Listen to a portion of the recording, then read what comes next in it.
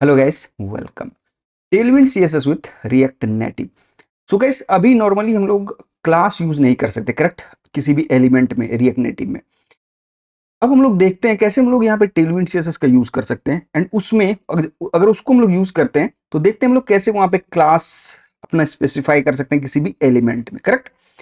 सो पहले चलते हैं अपने यहाँ पे, ठीक है। सो ये है नेटिव विंड का वेबसाइट, ठीक है। यहाँ पे आना है आपको, इंस्टॉलेशन में आना है आपको, ठीक है। सो आपको पहले यहाँ पे क्या करना, पहले तो प्रोजेक्ट क्रिएट करना पड़ेगा, ठीक है। सो एक काम करते हैं, अपने चलते हैं प्रोजेक्ट पे, यहाँ पे आते हैं एंड हम लोग अपने टर्मिनल में चलते हैं एंड यहाँ पे आते हैं, ठीक है। सो मैं कहता हूँ npx create expo app at latest and tailwind css rn, ठीक है, रिएक्ट नेटिव, इस तरह से हम लोग लिख देते हैं एंड मैं एंटर मारता हूँ, ठीक है। सो ये हमें एक प्रोजेक्ट क्रिएट करके दे देगा, करेक्ट।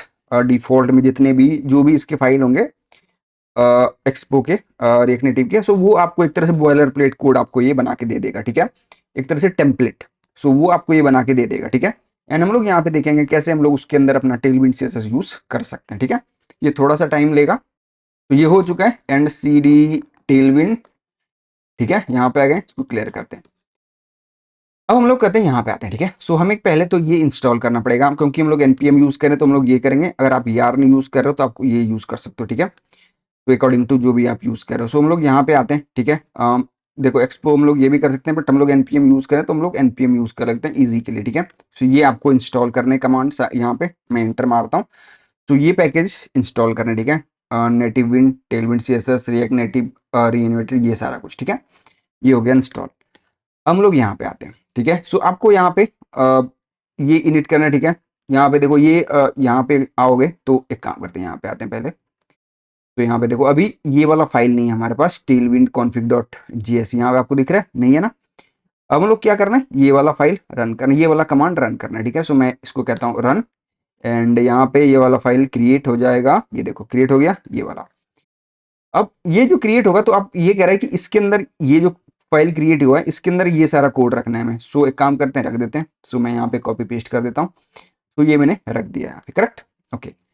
नाउ हमारे पास एक ग्लोबल सीएसएस फाइल क्रिएट करना है, ठीक है। ग्लोबल सीएसएस फाइल हमें क्रिएट करना है, क्रिएट सीएसएस फाइल, जो कि इसका नाम क्या होगा, ग्लोबल, ये ग्लोबल डॉट सीएसएस फाइल। सो मैंने इसको किया, यहाँ पे किया एंड इसके अंदर हमें ये टेलविंड का जितने भी यूटिल्स हैं वो यूज करने हैं, ठीक है। सो ये हमने यूज कर लिया, ओके।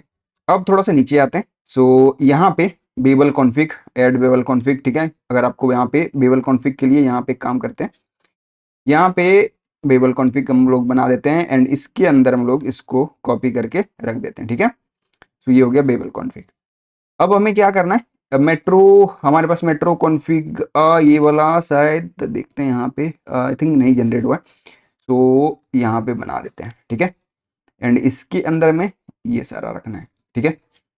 ये रख दिया मैंने and import C S S in file, ठीक है। हमें क्या करना है अपना जो एक काम करते हैं, इससे बढ़िया हमें ऐप से बढ़िया हम कहाँ पे रख देते हैं इसको, लेआउट में, जो मेन लेआउट है। सो ऐप का जो मेन लेआउट है ये है। सो मैं इसको यहाँ पे रख देता हूँ, ठीक है, यहाँ पे। एंड आई थिंक परफेक्ट है, करेक्ट।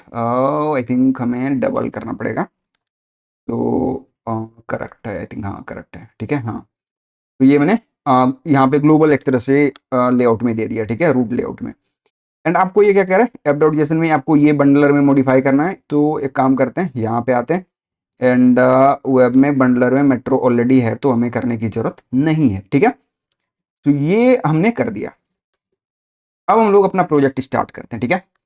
सो ये सारा कुछ हमने कर दिया, मैं सारा क्लोज कर देता हूँ, ठीक है, सारा क्लोज कर देता हूँ एंड टर्मिनल में चलते हैं दोबारा से।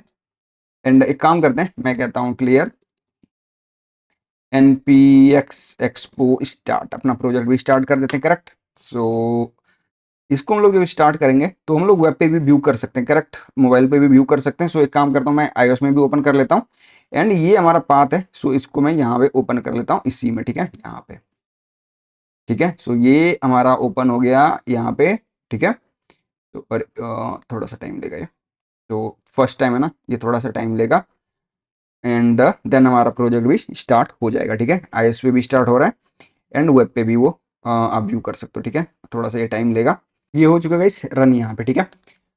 एक काम करते हैं, इसको मैं एक काम करता हूँ, इंस्पेक्ट करके इसको मोबाइल व्यू में कर देता हूँ, ठीक है। सो यहाँ पे ठीक है, देखो ये मोबाइल व्यू आ गया। सो यहाँ पे डिफ़ॉल्ट में आपको ये दो टैब दिखेंगे, होम एंड एक्सप्लोर का, ठीक है। तो यहाँ पे आते हैं एंड यहाँ पे ये दो टैब हैं, ठीक है, एक्सप्लोर एंड होम वाला ये, ठीक है। सो एक काम करते हैं, हमारे पास यहाँ देखो कंपोनेंट वाला ये फोल्डर है, ठीक है, हेलो वेब का ये है। सो यहाँ पे हमारे पास यहाँ पे एक तरह से ये देखो ये लिखा हुआ टेक्स्ट।